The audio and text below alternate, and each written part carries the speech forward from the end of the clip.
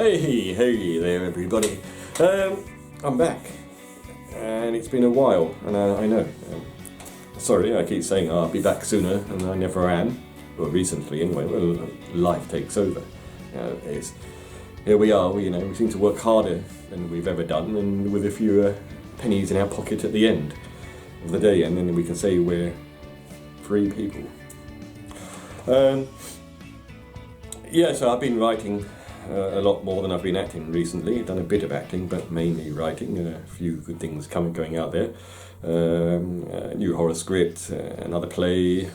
I've just been working hard, so sorry. So here we are, humans again. And what brings me here today is fucking bloody extremist rebellion, extinction, rebellion, fools, muppets, whatever. And the reason why they are is because they're making the small man suffer, and then they excuse that. That's got to happen. Oh, why? I mean, there's people in London, businesses in London, especially the delivery businesses, sandwiches, food in general, and generally they're self-employed, and they are suffering under this stupidity. What they should be doing, Extinction Rebellion, is say, camping outside BP or Shell or Texaco or all the people that create the oil, all the people that can basically produce new forms of energy or have the power or the finances to do so. But no, it's the small man that suffers as usual. And there they are, of course, in Smithfield Market, one of the oldest markets in England.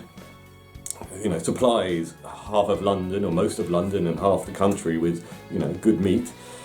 And they're going, they're earning a living, and what do? Go there and do their bit there as well, and it's just not on, Why does everybody want to enforce their ways, vegans or vegetarians? Nothing wrong with being that, but don't try to force what you think is the right way on other people. If it happens, it will happen in time, not by force. Now, there are certain things, with the Extinction Rebellion lot that is completely mistaken. For example, they want, can you believe they want everybody to have electric cars by 2025, I believe. Well, that's just not going to happen. That's impossible. The 30 million cars in this country alone, I believe. Can you imagine all of those going electric? Now, one of the other things, of course, about electric-driven cars is, what are they driven by? Electricity. And how do we produce electricity? Rebellious extinction a lot. Oh, that would be by combustion. So, and what's up? Wind farms, they produce, I think, about 15% of the country's electricity. Can you imagine? For example, let's say it's a season. 10,000, it's probably more, but let's say 10,000 people want to go in their electric cars to Cornwall. Electric cars at the present have about 200 miles maximum, I think some.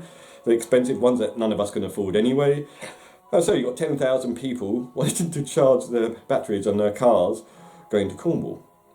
That could be interesting. Can you imagine the number of power points that would be needed just for that alone, let alone everybody having, electric cars in the country? This is just madness, and also, so you've got that problem. Producing electricity requires combustion. Hello, folks. So if you've got millions more cars requiring electricity, combustion, fumes. So what they should be doing is looking or putting finances towards, if they can do this, or doing some organisation, putting one together that puts money towards nuclear fusion or some other form of energy. This just isn't the way. The other thing, of course, is the components of batteries are metal. I think I wrote something down. Let's have a look. So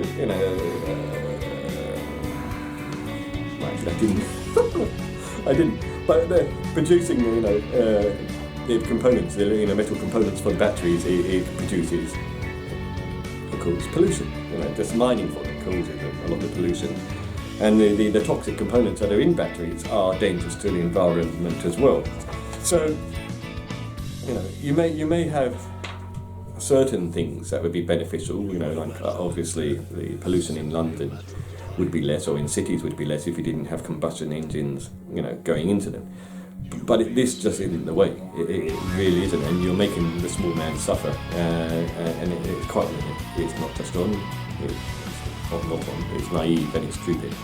And I would like you to stop and to me, it's just like the loonies in the 60s, free love and free this, and everybody's going to love each other. Humanity, or humans, I should say, don't work like that. There's good and there's evil. And the trouble with do-gooders, they think everybody's going to think like them. And they're just not. There are people who are selfish, there are people who are not, there are people enlightened, there are people that are not, there's people who want this and that. Unfortunately, it doesn't work this way. So that's all I've got to say, really, for my first little presentation, I'm all over the place today, is please stop it.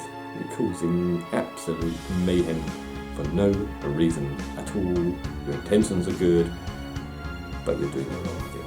Please stop.